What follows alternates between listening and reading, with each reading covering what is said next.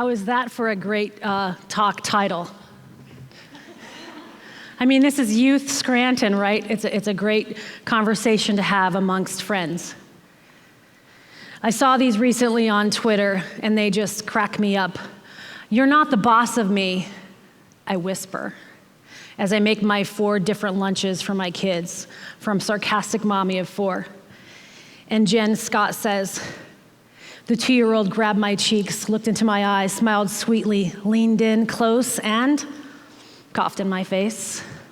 Sums up parenthood, doesn't it? I absolutely love kids. Don't we all?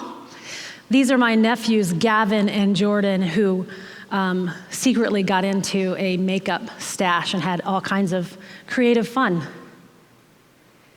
And again, there's Jordan on the left, who, for some reason, likes to just dump things out, kind of to watch them fall. And then on the far right, we have precious little Angelo, who's furious because he has to sit on the end.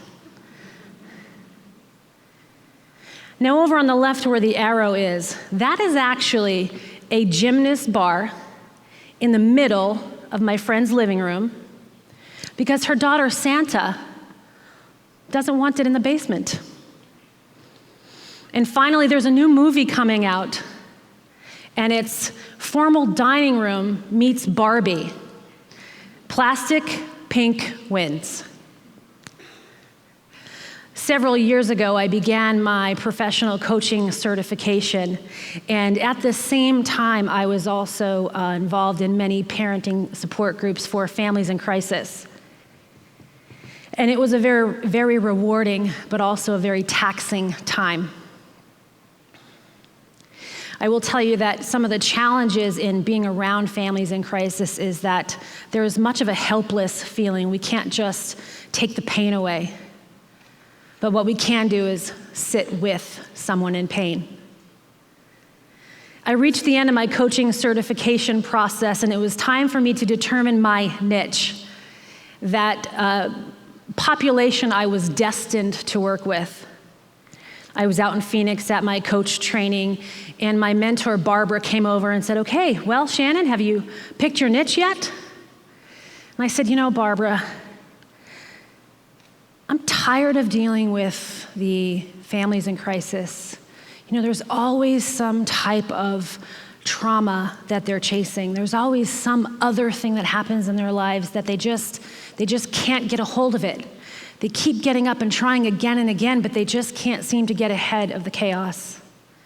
What I want to do is I just want to work with people who are really happy and they want to move across the country and change careers and maybe get married and be happy along the way. Doesn't that sound great?" Now, in fairness, I should warn you that my dear friend Barbara and mentor is a very powerful, passionate, engaged person. She's the kind of person who would give you that laser-focused feedback, even when you're not ready. So as I said, I want to work with the happy people. She leaned back, crossed her arms, and said, "Oh, so you want to deny the very thing that you're best at?" Ugh. So I work with families in crisis, and I have for most of a decade.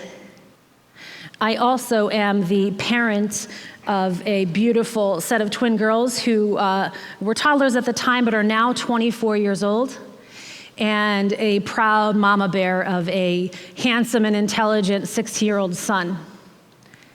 But I'll tell you that for the last decade or so, my daughters' lives have been very, very challenging, tumultuous, and chaotic at best. They've both struggled with a lot of personal demons. You know, growing up, we look back and see in hindsight, growing up, what occurred for them was their adventurous spirit and double-time tag team leading to all kinds of chaos. And sometimes it felt like we just couldn't get ahead of it. On the left, you can see what is a tomato plant.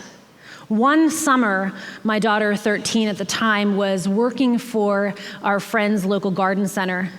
Within a few weeks, she came home and started to plant her own plants.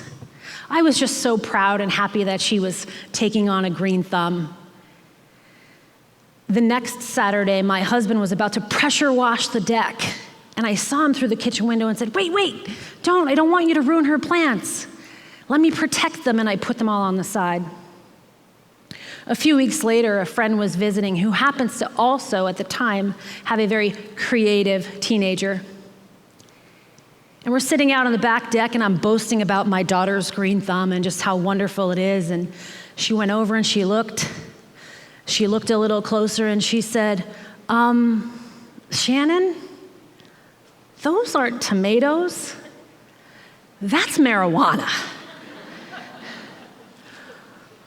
So,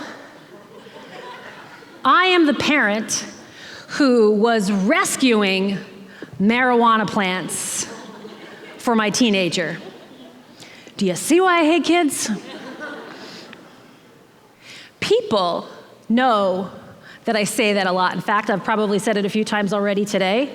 They send me memes on social media on a regular basis. Hey, I know how much you hate kids. I thought I'd send you these funny memes. And I gotta tell you, they're pretty funny.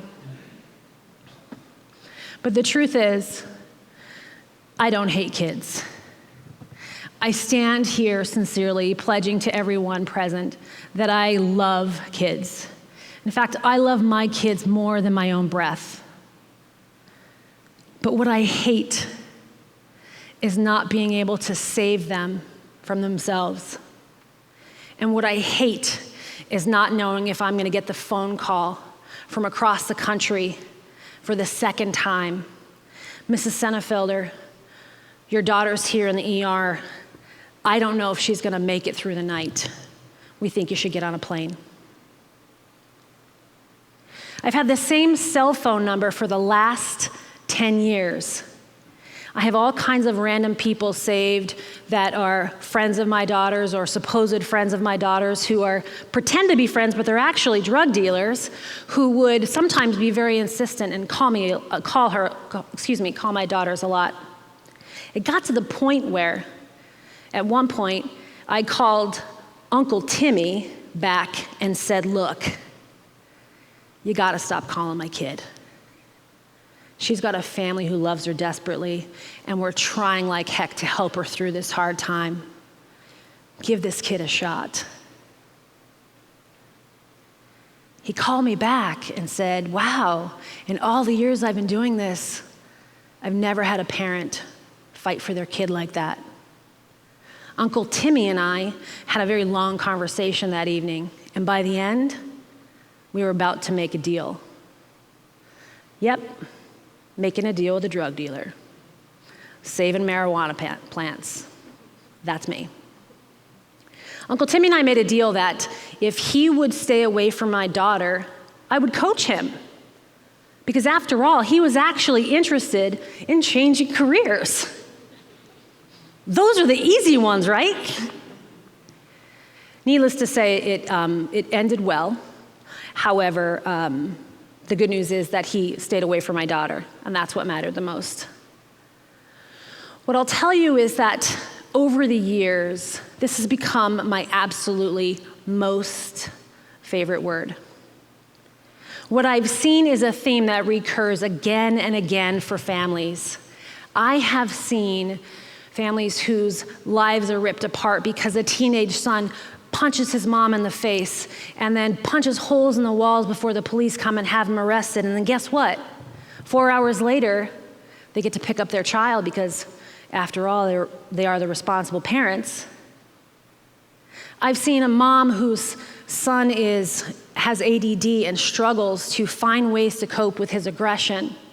And week after week, she's looking for ways to help him to safely calm down. I've seen in a nonprofit organization breaking the cycle where parents and their teens come week after week to learn skills to cope and work through the violence that occurs in the home so that they can rebuild trust and hopefully one day break the cycle of child-to-parent violence.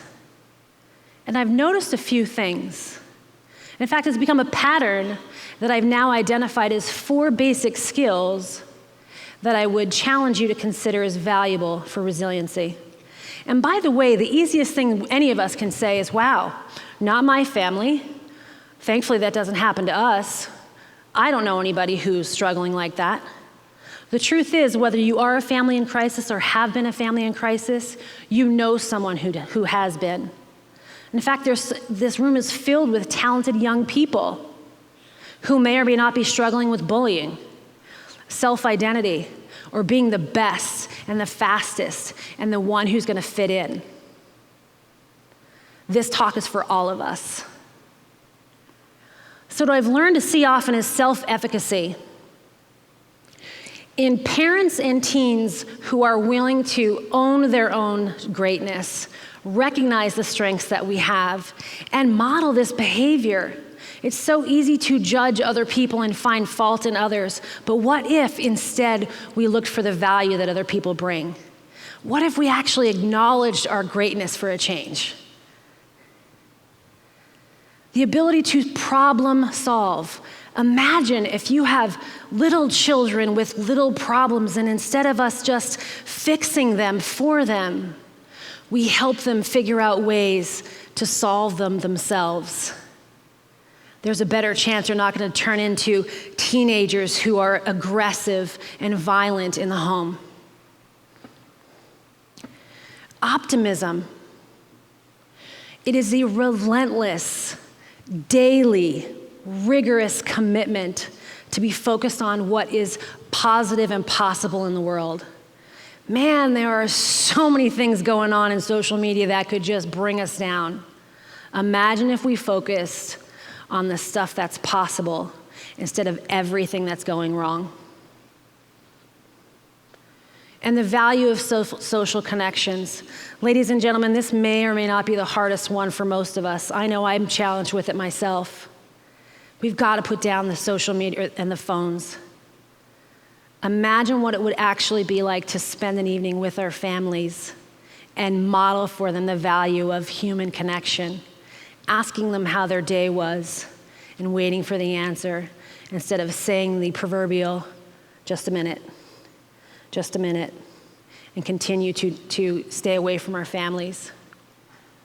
What if, when our families are challenged with problems, our kids come to us and say that they've got a big struggle, instead of trying to reach in and fix it for them, what if we say, I just don't know the answer, but we'll figure it out together? Ben Okri said, the most authentic thing about us is our capacity to create, overcome, endure, and transform, and to love and to be greater than our suffering. My niece Ashley and her husband Eric announced that the upcoming arrival of their twin boys in December. And I gotta be honest, when she called and said this, the first thing I did was, I shuddered. And I told my husband, and he said, good luck to them. But the truth is, we have been shell-shocked. We have had a double dose of challenges over the last decade. But it hasn't all been bad. What we've learned to realize and appreciate are the good things. I was talking to my niece and her husband. They were driving back from a trip, and I was telling them about this talk and saying that, you know what, Ashley, I wish I knew then what it was like to be a young parent and not know all the answers. It's very lonely to not know how to fix things. I said, you know, one of the struggles that I had was not being a good enough parent because I was too young. I wish that I was able to realize that I was doing the best that I could. It's not easy. The first thing she said was, wow, Chutch, thanks for the pep talk. But then she said, no, I think you're right. We're realizing that there is no one best way to parent. That Eric and I are going to do the best we can with our little boys, and we're going to figure it out, and we're going to ask for help. Now, those are resilient parents. You know, Brene Brown, in her 2010 TED Talk, said that when children arrive, they are hardwired for struggle. It's not our job to get them on the tennis team or to make it to Yale by the time they're teenagers. It's our job to look at our imperfect children and tell them they are hardwired for struggle, but they are worthy of love and belonging. What I believe with every breath in me is that as long as someone has a breath in them, that there's an opportunity to adapt and overcome whatever life's challenges are. And what I invite everyone present to consider is the value of embracing the chaos in our lives, and most importantly, loving our kids through it. That's resiliency. Thank you.